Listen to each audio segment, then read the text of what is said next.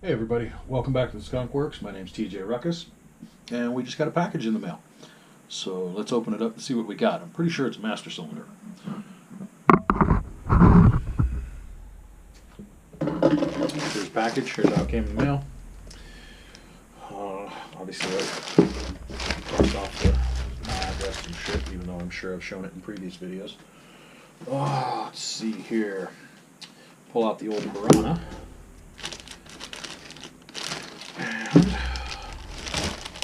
Cut her open. Now, there was two pictures. One was silver and one was black, and I ordered the black one, but as I was looking down through the description, I ordered the silver one, and as I was looking down through the description, it said it was black. So we will see what we get. Silver! Hooray! Good, that's what I was hoping for, because it'll match the other side. So, well, sort of. I think this is longer. But we have a new brake, or new brake handle. And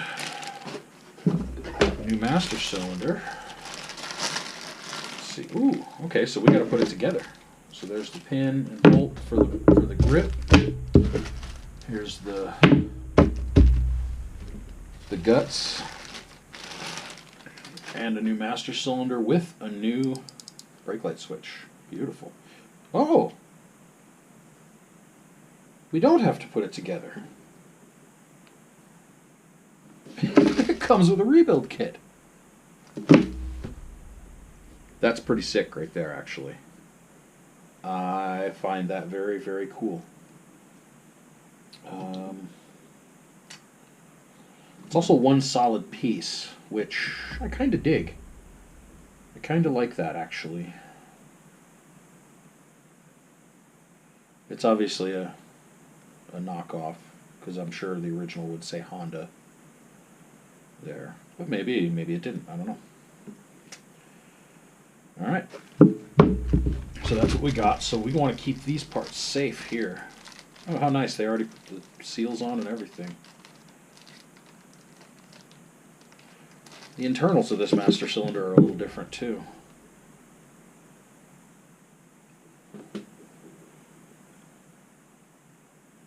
Okay, well they gave me one of these, but I really hope my hose fits into the end of that. Let's see.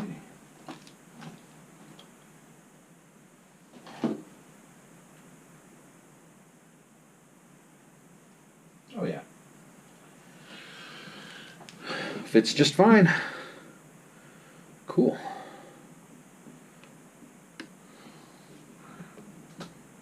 Alright. Well, let's head over to the bike and get started working on the front brakes then. Alright, welcome back. We are back over here at the bike, and time to start. Well, let's start by putting this all together.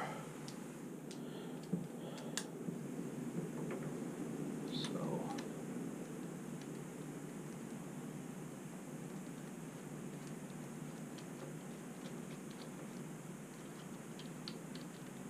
slide that on there. Grab socket here.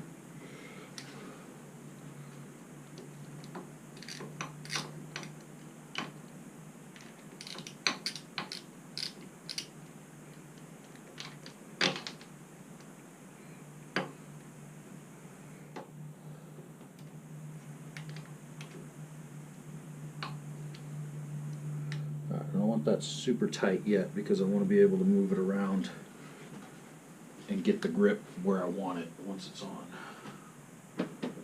So next is this pin and nut here. I don't know if you can see those. There we go. Okay. Looks like they go in right through here.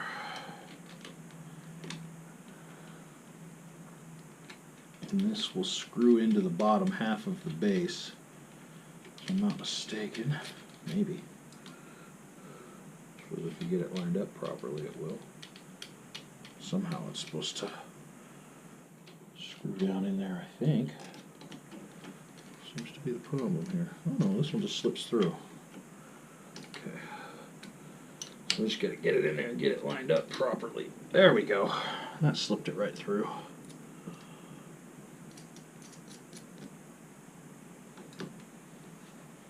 Okay. It's probably about a 10 millimeter.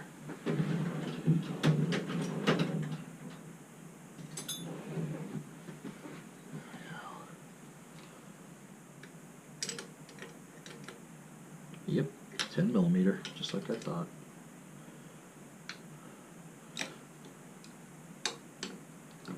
Good.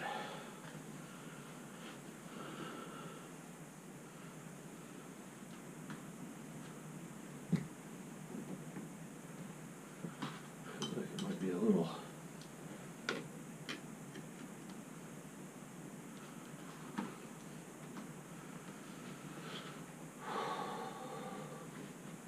Oh, where's that cheap shit thing at? There it is.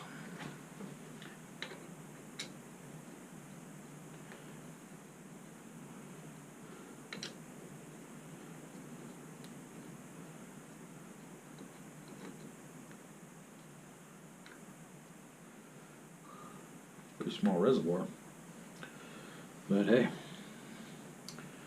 it does the trick. It does the trick. I like how it's got a nice little sight glass on it there too. The other one had a clear spot, but it looked like it would get clouded over very quickly.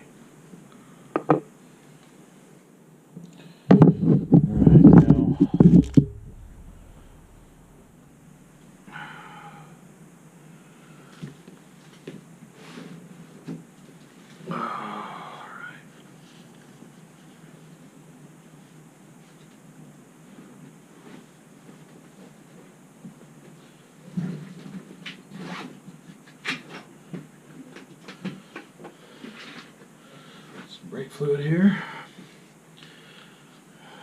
Actually, you know what? I'm not even going to prime the system yet until we get the other parts done, because I want to go ahead and replace the brake pads. So we're going to get started on that next. All right, we'll see you down there. Okay, so next step, remove this caliper. So, this thing's great for disassembly purposes. It makes everything nice and quick. Boom. Caliper should just slide right off. Whoop, careful. A little drippy. Set it down on the cardboard over here so it can drip a little bit and not get all over me and all over the carpet. Alright, so 2 bolts, slide the caliper off. Okay? See you at the next stop.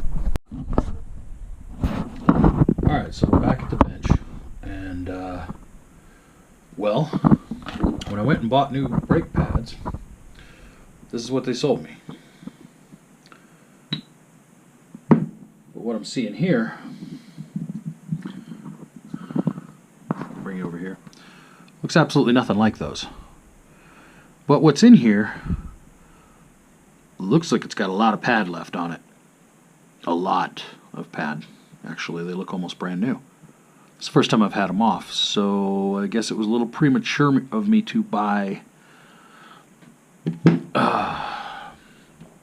new brake pads. Hopefully I can return them.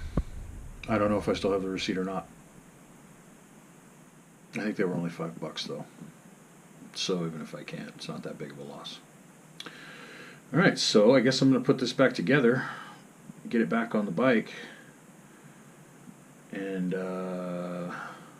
actually no, we're not going to do that just yet, because we still have to do the fork seals, and we have to do the front tire. So we might as well leave all this crap off of here, so it's out of the way, huh? Alright, well, yeah, we'll come back later then. See you later.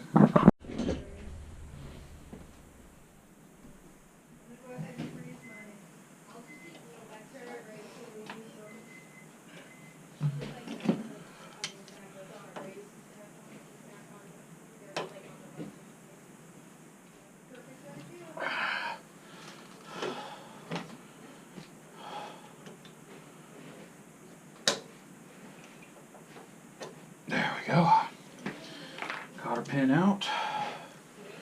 I'll find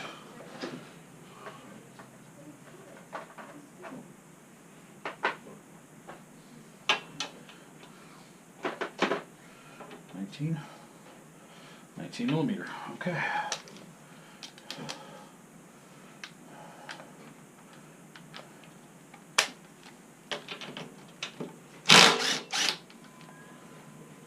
Okay.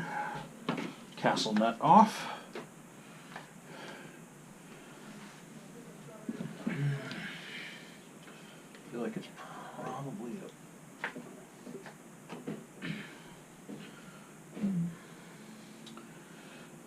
grab a slightly larger screwdriver, I guess.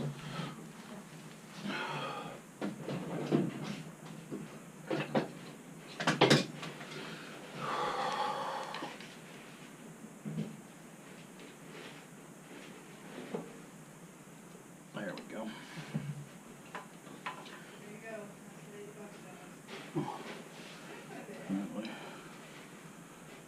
Thinking I don't need to take that off. Thinking it's going to slide out with the axle. So, loosen up these two. At least one of them. I feel like they're probably 14s. Yep. Common size on this bike. Go.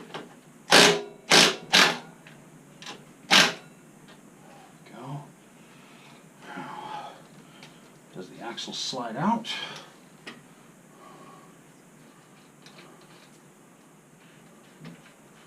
Does the whole works? Oops.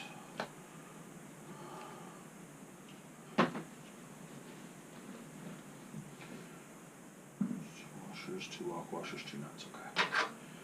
Or does the whole works kind of?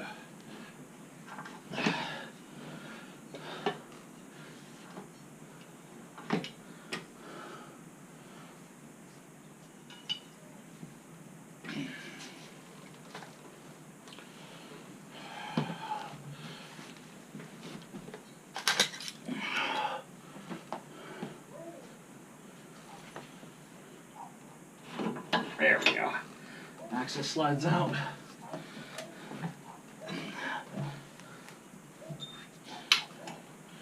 Wheel, speedometer goes there. Okay. This thing. Make sure that's actually. All right. Okay. So that guy's off. Rotor, not beautiful, but it's not completely shot or anything. But one of the main reasons we're taking this off, besides the fork, is if you look closely at this tire, you can see it's pretty weather checked and worn and old as hell. So I've got a new one to put on there, and yeah. But that's another project, or another day, I guess. Something. Okay, so we got the front wheel off. I'm going to go look into exactly what it's going to take to get this fork off, because this is the side that's leaking. I know I should do both, but apparently I only ordered one for this side, or one side's worth. I thought I was ordering a set of fork seals, and I got fork seals for one side. So I'm going to do the side that I know is leaking and hope to hell the other side doesn't start leaking as soon as this side becomes good.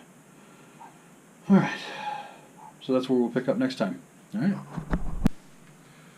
Alright, so as you can see by the oil up around here and the schmutz all over the thing, this fork seal is leaking badly. This one is not leaving any oil behind or anything like that, so as of right now it seems to be okay, and since I only seem to have gotten one of these, I'm just going to do the one side. So my goal is to not actually have to take all this off, so just take these two bolts out, loosen that bolt, take the little connector that connects the two together when you hook air up to it off and slide this fork out.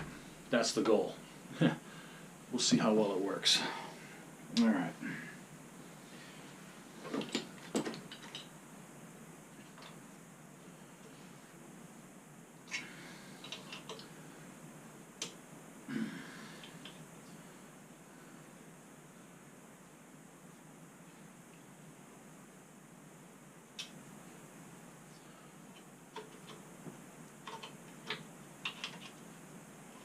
These aren't even hard to tight.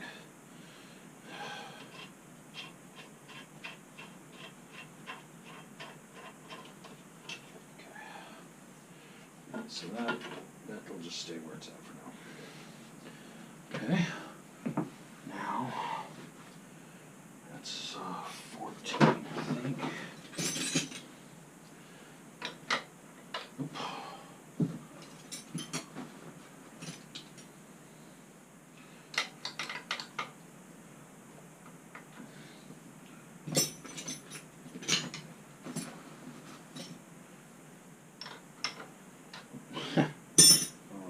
Here we go. 1mm, perfect.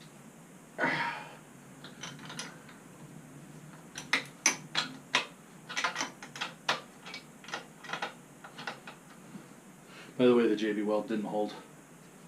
First time I even touched it, basically it snapped. So, but everything else seems to be holding okay, so for now it's good enough, you know. Like I said before, I knew it wasn't a good enough fix when I did it. Okay, that's going to be a 10mm again.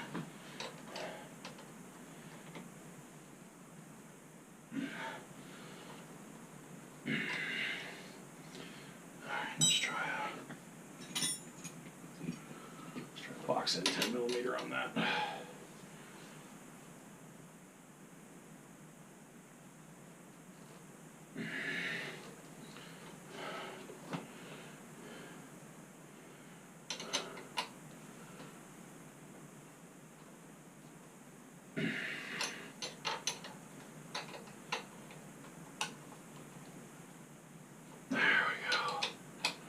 That one was on there really tight. Okay, so now the only thing holding this fork in is this little air line that runs between the two. That can be like about a 12.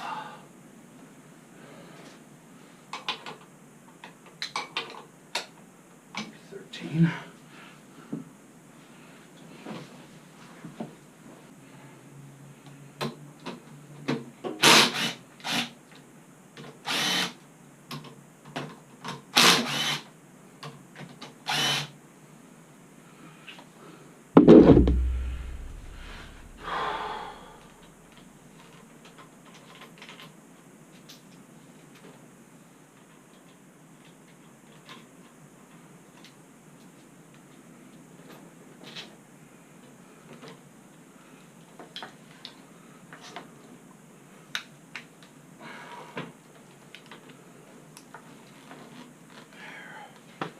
Gets all that shit out of the way for now.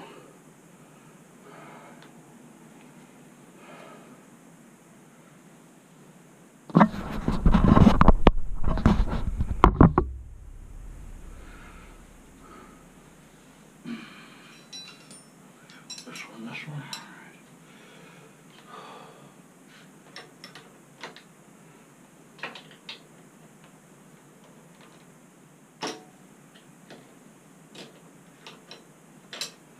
There we go.